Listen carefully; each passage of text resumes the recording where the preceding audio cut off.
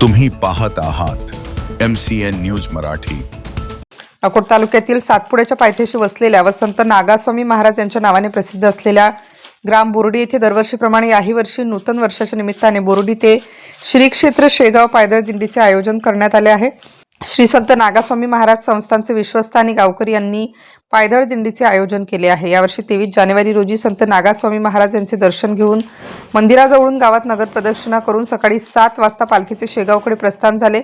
लाडेगाव, वडाळी, मुंडगाव, लामकाणी, रौंदळा या गावाच्या भाविकांतर्फे दिंडीतील वारकऱ्यांसाठी चहा, फळा, भोजन तसेच मुक्कामाची व्यवस्था करण्यात आली होती। 26 जानेवारी रोजी ही पायदळ दिंडी शेगाव येथे पोहोचणार आहे। दिंडीमध्ये गायनाचार्य हरिभक्त परायण कोंडीराम महाराज नागरगोजे, गोपाल महाराज काळे, मुरली महाराज यावलकर, ओमचंद हंतोडे तर मृदंगाचार्य योगेश महाराज नागरगोजे, महादेव महाराज आंधळे यांची प्रामुख्याने उपस्थिती होती। MCN न्यूज मराठीसाठी देवानंद खिरकर, अकोट ग्रामीण।